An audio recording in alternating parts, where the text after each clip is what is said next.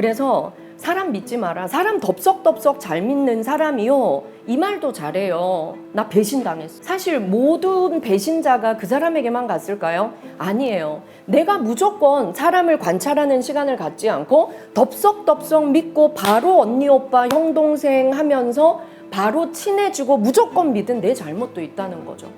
안녕하세요, 하와이 대저택입니다. 네, 여러분, 인간관계가 제일 힘들다, 차라리 혼자가 더 편하다, 주변에서 이런 말들 심심치 않게 들려오죠. 사람이라면 사실 그 누구든 혼자 살아갈 수 없잖아요. 나도 누군가한테는 인간관계에 회의감 들게 하는 그런 사람이 되지 않기 위해 도대체 어떻게 해야 하는지 막막한 분들 정말 많으실 겁니다. 그래서 오늘은요, 심리상담가이자 문화심리학자이신 박상미 교수님 정말 오랜만에 다시 모셨습니다. 교수님 어서 오세요. 안녕하세요. 반갑습니다. 예, 반갑습니다.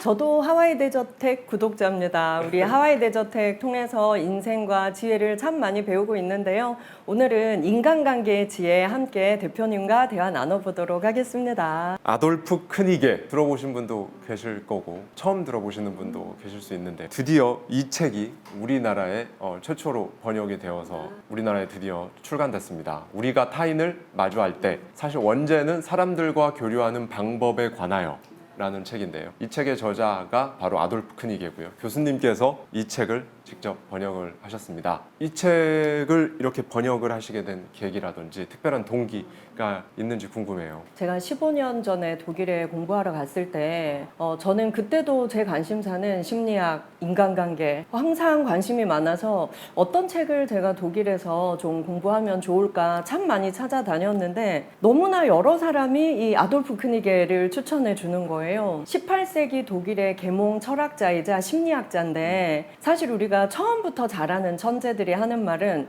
아 맞아 라고 하지만 큰 감동이 없거든요. 네. 근데 이 아돌프 크니게는 본인이 어려서 고아가 되고 스스로 인간관계를 몸으로 경험으로 해나가면서 참 많이 실수하고 실패하고 상처받았던 사람입니다. 그래서 본인이 인간관계를 너무 못해서 관심을 갖고 공부를 하고, 모든 상황에 따라 이런 사람은 이렇게 대처하자, 이런 상황에서는 이런 지혜를 발휘하자, 이 사람이 이 책을 쓸 수 있었던 거예요. 그래서 사실은 어떤 학자가 책상에서 그냥 만들어낸 게 아니라 정말 삶의 체험에서 건져 올린, 살아서 퍼덕이는 그런 네. 지혜다. 근데 이게 저희 정서에 너무 맞는 거예요. 왜냐하면 진리는 문화권을 불문하고 통하거든요. 지금 우리 한류 드라마 영화가 전 세계에서 문화를 초월해서 인기를 얻는 이유가 인간 본연의 따뜻한 정, 그게 살아있기 때문에 모두에게 통하는 거거든요. 근데 인간관계의 진리도 마찬가지입니다. 진짜 진심과 진리는 통해요. 이 아돌프 크니게는 18세기 사람인데 거의 2000년 이상 오래 전에 공자님은 논어를 썼고, 또 수많은 성현들이 쓴 좋은 글귀를 모아서 만든 명언집이 명심보감이잖아요.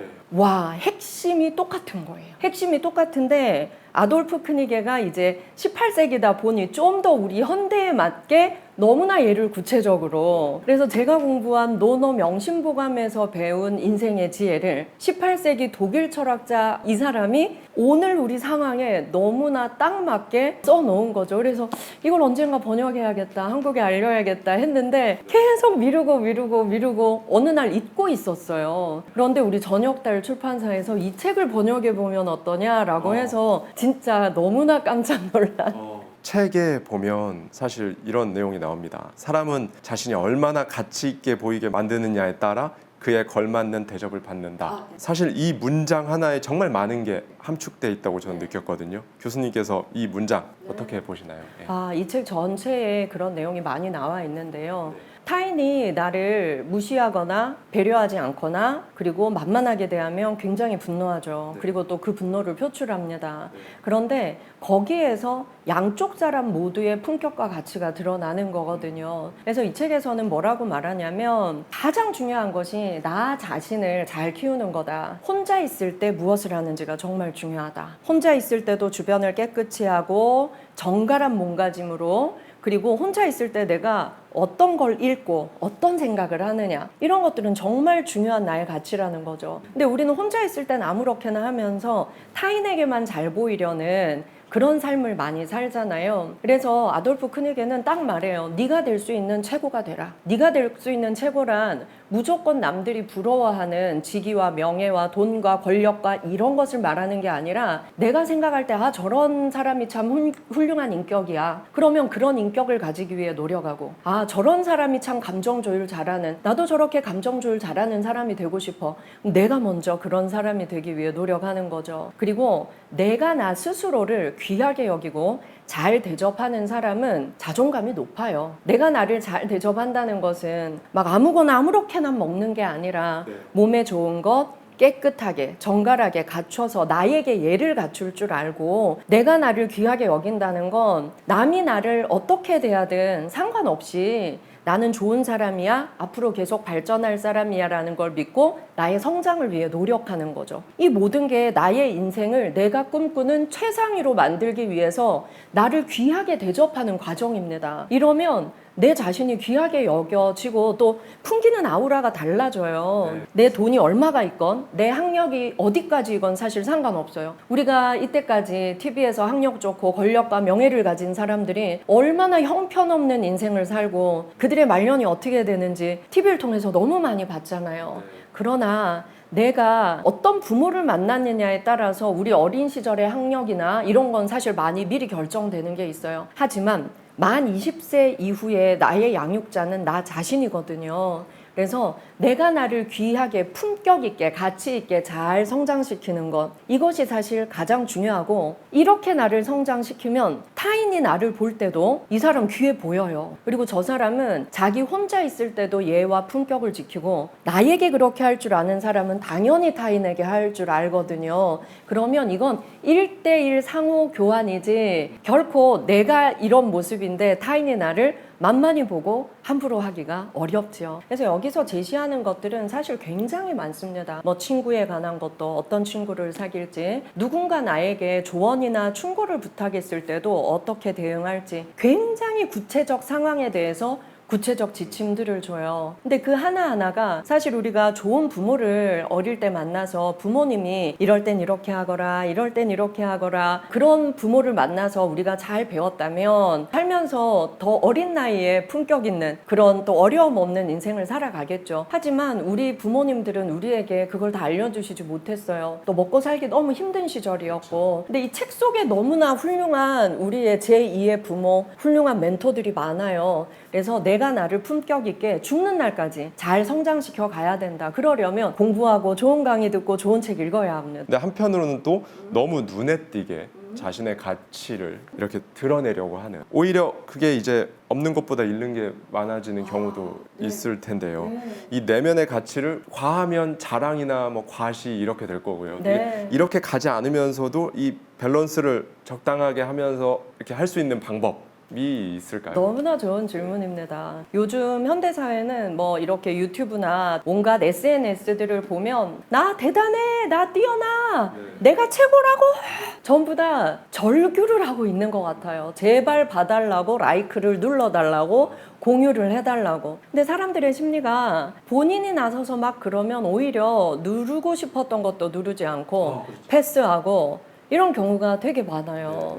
제가 얼마 전에 제 제자를 보니까 늘 고정적인 채널을 많이 보더라고요. 근데 구독하기도 안 하고 좋아요도 안 눌러요. 그래서 예의가 아니야. 이렇게 정보를 많이 얻으면서 왜 구독도 안 하고 좋아요를 안 누르니? 이랬더니 정보는 정말 좋은데 이 사람은 너무 잘난 척을 해서 얄밉대요.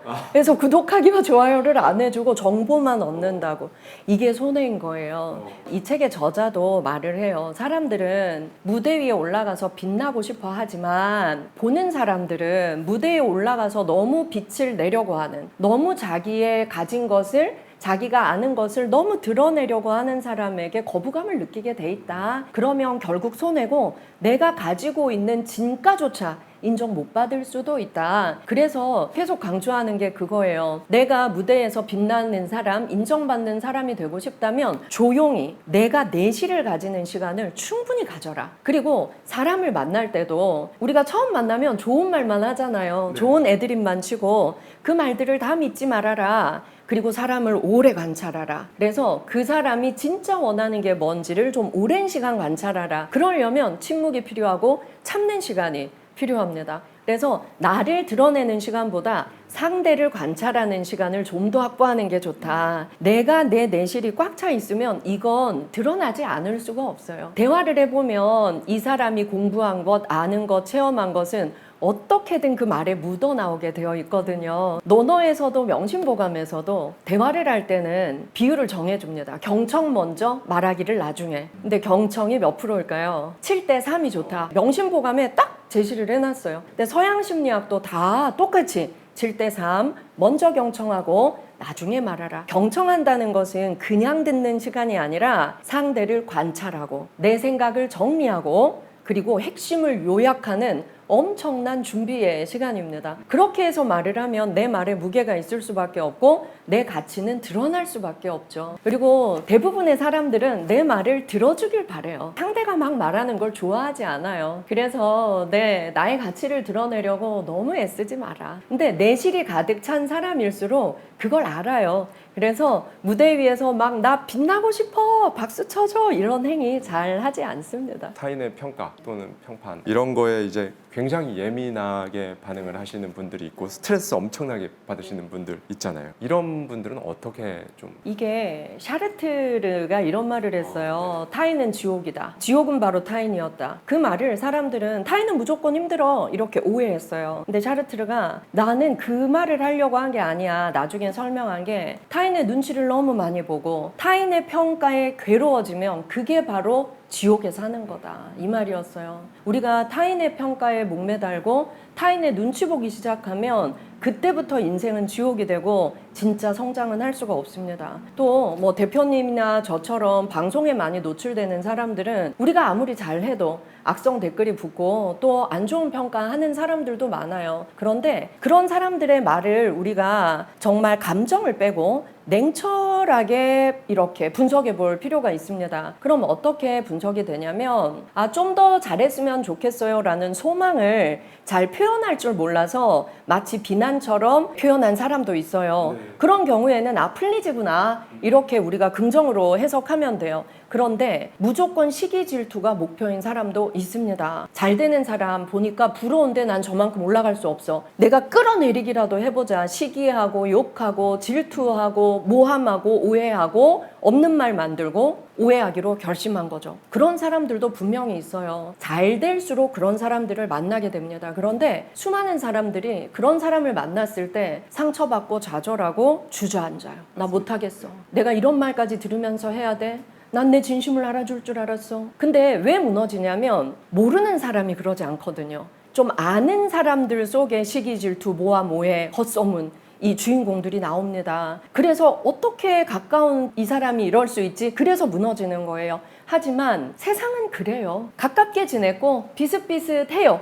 다들 어릴 때는 젊을 때는 비슷비슷해요. 그런데 누군가는 끊임없이 공부하고 자기 연마하고 해서 계속 성장하고 누구는 맨날 그 자리거든요. 가까이서 성장하지 못하고 정체돼 있는 그들이 시기, 질투, 오해, 헛소문, 험담의 주체가 되죠. 그렇다면 냉철히 판단할 줄 알아야 돼요. 내가 정말 그런 사람인가?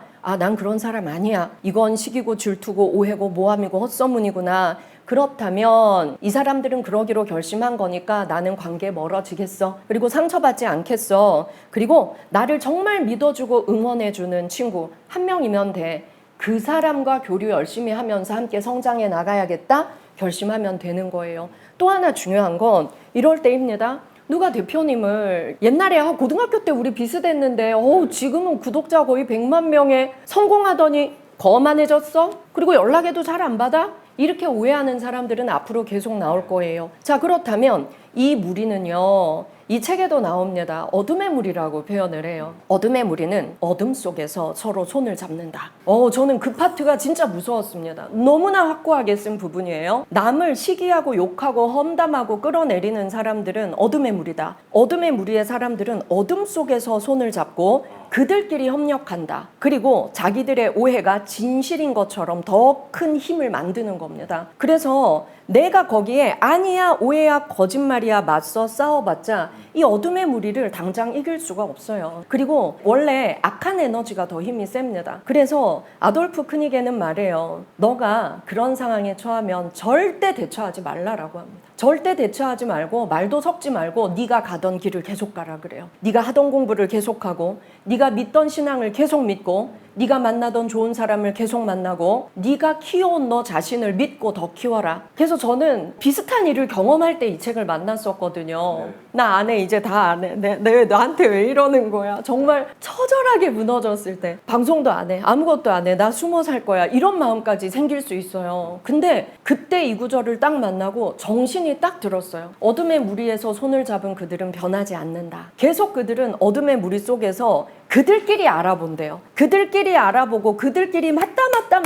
그치 맞아, 걔 나빠, 걔 옛날에 별거 아니었잖아, 걔 성공 오래 못 가, 걔 결국은 별로 안 잘 될 거야. 그런데 어둠의 무리가 아무리 노력을 해봤자 이 사람을 이길 수 없다는 겁니다. 말없이 자기 성장을 위해 노력하는 사람, 밝은 무리들과 어울려서 세상에 이로운 일을 하는 사람을 이 어둠의 무리는 이길 수 없다는 거예요. 그래서 그들을 절대로 대적하지 말고 네 길을 가. 힘들겠지만 네 길을 가. 좋은 그 사람들과 밝음 속에서 손을 잡아. 그러면 얘들끼리 하다가 지쳐요. 지쳐서 아유 넘어와야 재밌잖아요. 반응해야 힘이 나요. 거봐 우리가 욕하니까 힘 떨어졌어. 거봐 저 사람 이제 방송 안 한대. 거봐 저 사람 힘 떨어져서 이제 뭐 강의도 안 한대. 힘나면 이 무리가 커져요. 근데 반응 안 하고 자기의 길을 가면 쟤는 안 먹히네. 딴 사람이 이제 타깃이 되는 거예요. 이 무리들은 타겟을 바꿔가며 욕할 사람, 험담할 사람을 찾아 나서는 어둠의 무리예요. 그러니까 자기 발전할 시간이 없어요. 타인을 험담하는 데 시간을 다 쓰니까. 그러니까 발전할 수 없으니까 이 사람만큼 성공할 수도 없죠. 그러면 나중엔 레벨이 달라져서 우리가 만날 일이 더 없어진다. 그래서 저는 이런 이유로 상담 오는 사람 되게 많거든요. 그럼 이 책을 제가 딱 주고 밑줄 그어줘요. 어둠의 무리의 속성. 그래서 그들은 어둠의 무리 속에 살아가게 두고 오늘부터 더 공부하고 더 성장하고 운동하고 좋은 사람 만나자고. 사람들 되게 굉장히 임팩트 있게 받아들입니다. 실제로 지금 정말 임팩트가 장난 아닙니다. 책 전체가 다 인상 깊은 부분입니다만은 그 중에서도 이 부분이 기억에 많이 남습니다. 당신에게 부족한 것이 있다면, 불운을 겪고 있다면, 고통 속에 있다면, 이성도 신념도 선한 의지도 충분하지 않다면 당신을 정말 도울 수 있는 단 한 사람을 제외하고는 그 누구에게도 불행을 하소연하지 마라. 남편에게도 심지어 아내에게도. 당신을 가장 사랑하는 배우자에게조차. 이거 굉장히 강력한 내용인데. 강력한 내용입니다. 네, 이 책은요, 사람 믿지 마라. 꼭 한 사람 믿고 싶다면 너 자신을 믿어라. 그리고 이 책이요, 되게 250년 전에 이렇게 말할 수 있나? 친구 사귀지 마라 이렇게 말해요. 친구 사귀지 마. 사람 믿지 마. 제일 좋은 친구는 너 자신이야. 너 자신을 잘 키우고 너 자신을 친구 삼아 진짜 재밌게 놀아. 이 책 읽어보면 제일 인생에 풍파가 많은 사람은 어떤 사람일까요? 어떤 감정에 취약한 사람? 외로운. 책 열심히 읽으셨어. 네, 이래서 하와이 데저텍 좋아해. 외로운 사람. 제가 교도소 교육 올해 14년 차 강력범죄자 담당인데요. 저는 진짜 강력범죄자, 제일 나쁜 범죄자는 사기꾼이라고 생각을 해요. 뭐 사기 10범이 넘어간다 이러면 정말 너무나 많은 사람의 인생을 망가뜨리는. 그런데 이제 사기 15범, 저랑 정말 오래 만난 교육생이 저에게 항상 제 걱정을 해요. 사기 많이 당했죠? 앞으로도 많이 당해. 그러면서 방법 알려줄까요? 맨날 그래요. 그래서 제가 알려달라고. 나도 안 당하고 방송 나가서도 사기꾼은 이런 사람 공략하니까 꼭 기억해라, 알려주세요. 뭐냐면요, 외로움, 불안입니다. 외로움 많이 느끼고 불안을 많이 느끼는 사람, 즉 자기의 취약한 감정을 타인에게 들키는 사람, 이 제일 위험한 거예요. 이 사람 외로워 보여요. 가서 내가 도와줄게, 내가 진짜 나 언니라고 불러. 나 언니라고 불러. 나 네가 진짜 친동생 같아. 그래서 내가 너 돈 없지? 돈 벌게 해줄게. 그리고 이 사람이 엄청 뭘 불안해해요. 막 입사도 불안해하고 막 앞으로의 미래도 엄청 불안해해요. 막 집도 못 살 것 같아서 내가 아파트 반값에 사게 해줄게. 걱정하지 마. 내가 이거 진짜 우리 멤버들에게만 특가로 나온 거 있는데 너는 내가 이 반값에 사게 해줄게. 그리고 너 취업 불안해? 진짜 아무한테도 말하지 마. 나 그 기업 부회장님 잘 알아. 내 취직 시켜줄게. 이런 식으로 하는 거예요. 외로움과 불안을 이용하는 거예요. 여기에서도 너의 감정을 드러내지 마라.